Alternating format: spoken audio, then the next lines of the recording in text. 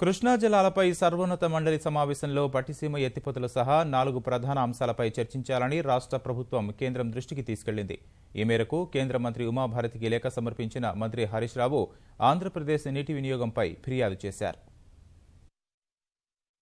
కృష్ణా జలాలపై తెలంగాణ, ఆంధ్రప్రదేశ్ మధ్య ఏకాభిప్రాయం దిశగా కేంద్రం కసరత్తు చేస్తున్న సమయంలో రాష్ట్రానికి సంబంధించిన కీలక విజ్ఞప్తులను మంత్రి హరీష్ రావు కేంద్రం ముందుంచారు. ఢిల్లీ పర్యటనలో భాగంగా కేంద్ర జలవనరుల శాఖ మంత్రి ఉమాభారతిని కలిసిన హరీష్ ఈ మేరకు లేఖ సమర్పించారు. రాష్ట్ర విభజన తరువాత పట్టిసీమ ఎత్తిపోతల పథకం నిర్మించారని లేఖలో పేర్కొన్న ఆయన, పోలవరం, పట్టిసీమల ద్వారా మళ్లించిన నీటిలో రాష్ట్ర వాటాగా అదనపు కేటాయింపులు చేసే అంశాన్ని సర్వోన్నత మండలి సమావేశంలో చర్చించాలని కోరారు. కృష్ణా పరిధిలోని ప్రాజెక్టులపై టెలిమెట్రీ వ్యవస్థను వీలైనంత త్వరగా ఏర్పాటు చేయాలని విజ్ఞప్తి చేశారు.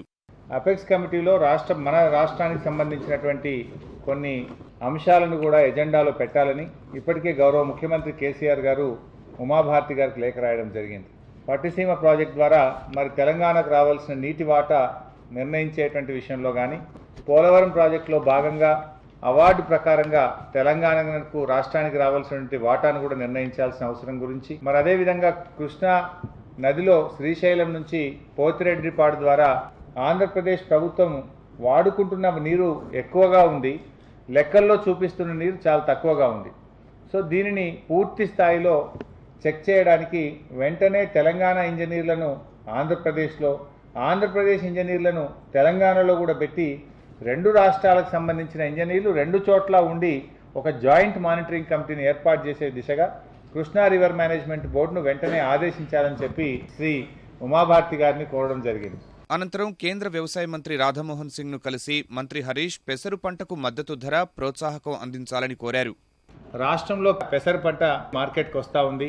వాటికి సరి అయిన గిట్టుబాటు ధర రాక రైతులు నష్టపోతా ఉన్నారు. కేంద్ర ప్రభుత్వ సంస్థలు నాఫెడ్ ద్వారా, ఇతర సంస్థల ద్వారా కొనాలని చెప్పి కోరినాం. సో ఆ మద్దతు ధరను, ఆ ఇన్సెంటివ్ను మేము కోరితే దానికి కూడా వారు అంగీకరించారు. దీని ప్రకారంగా దాదాపు రైతులకు 5,225 రూపాయలు ఒక క్వింటాల్కు మద్దతు ధర వచ్చే అవకాశం ఉంది. ఇవాళ వస్తున్నది కేవలం 3600, 3800 మాత్రమే వస్తుంది.